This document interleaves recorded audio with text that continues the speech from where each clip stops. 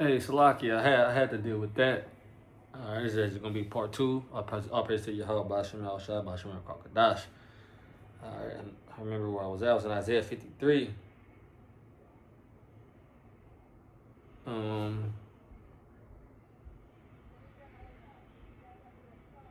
Yeah, Isaiah 53. I'm going to get straight to the point. Verse 10. Yeah, it pleased the Lord to bruise him, to bruise Yahweh Shai.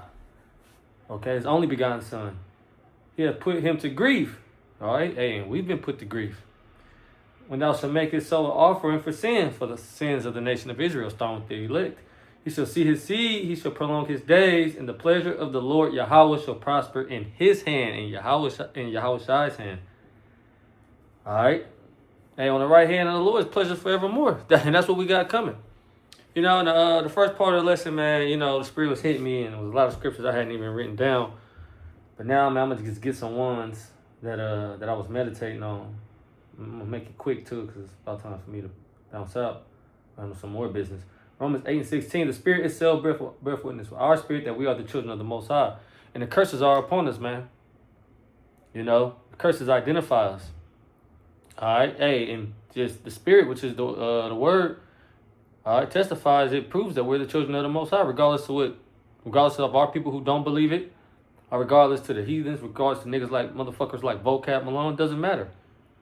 All right, it's gonna be made known who the Lord's people are, and it's really gonna be made known who the Lord's chosen are. All right, and if children, then heirs of the Most High, and joint heirs with the Mashiach. Yeah, joint heirs with the Mashiach, joint rulership. All right, with the King of Kings and the Lord of Lords.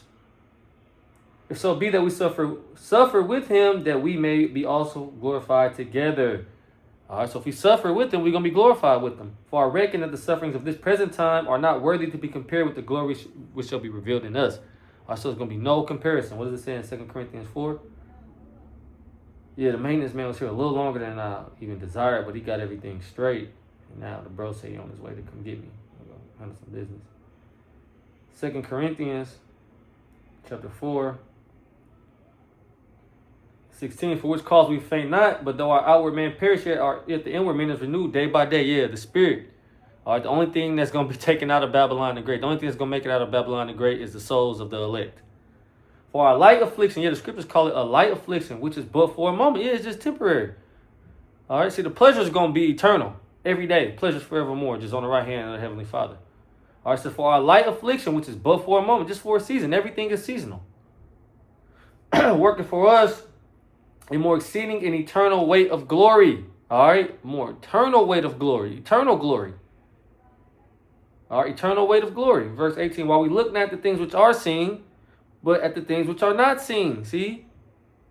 It says, for the things which are seen are temporal. Yeah, everything here is temporal, man. All right, but the end of all things is at hand. All right, the run of the wicked is up. The run for the 2/3 is up. The run for these wicked women is up. The run for the heathens is up. Okay? The Lord's going to take them out. While we look not at the things which are seen, but at the things which are not seen, for the things which are seen are temporal, but the things which are not seen are eternal.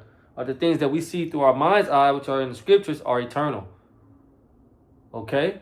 So this suffering, man, this ain't shit. This ain't nothing. All right? And the Lord is pleased for us for suffering in this manner. Let's get 1 Peter 2 and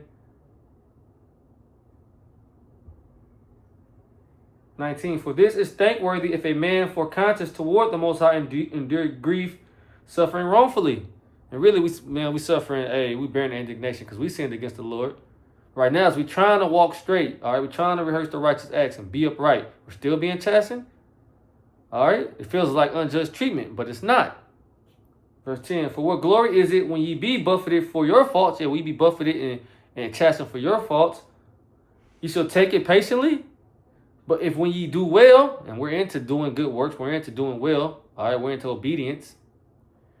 But if when ye do well and suffer for it, ye take it patiently, this is acceptable with Yahweh Ba'ashem Yahweh Shai. So if you fucking up and you get jacked up, what glory is it in that?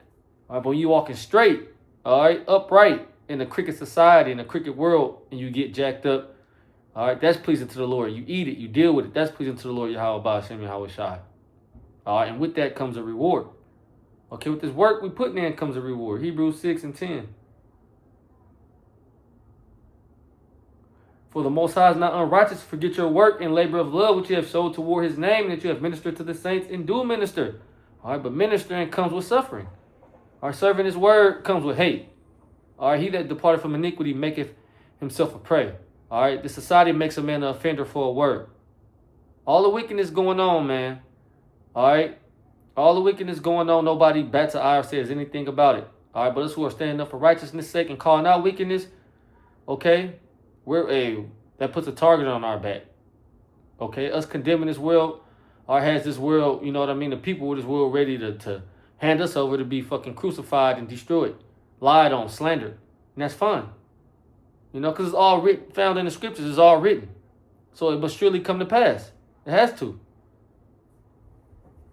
And we desire that every one of you do show the same diligence to the full assurance of hope until the end. All right, so just as all of us are being chastised, all right, all of us should be on fire. All right, we're all being chastised for righteousness' sake. So that ye be not slothful, but followers of them who through faith and patience inherit the promises. All right, not slothful. Okay, but followers of them through faith and patience inherit the promise of Yahweh Ba'ashem Yahweh Shai. And that's what we're set, all right, to inherit. So what we're going through now, this light affliction and suffering, it's nothing compared to what the Lord is going to give us. And he's going to freely give us all things.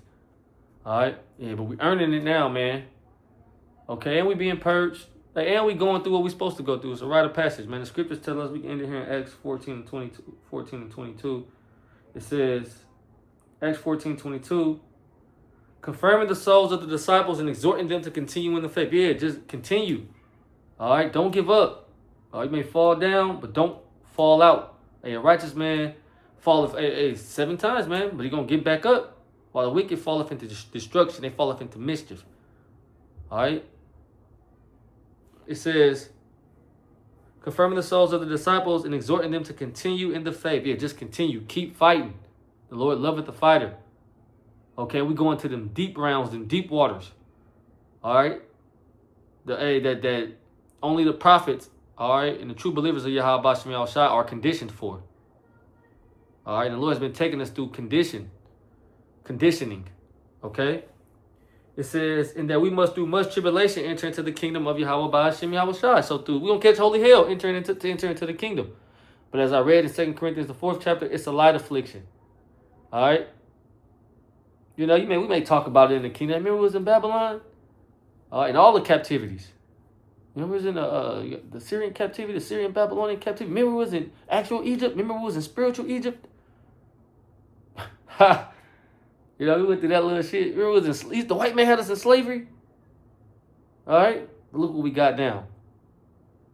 You know? So what we about to inherit, man, is literally out of this world. You know? So this light affliction, man, take it on the chin. Take it with a smile. Keep fighting. Hey, stay comforted. Stay in the scriptures. Hey, hold on. You know? Hold fast to that which thou hast, man. Let no man take thy crown. Let none separate you from the love of Hamashiach Yahweh Shai, as it goes into Romans, the 8th chapter. All right, the hill that you catch should draw you nigh, make you closer to Yahweh Ba'ashem Yahweh Shai, Ba'ashem Rachach Kodash. Shalom.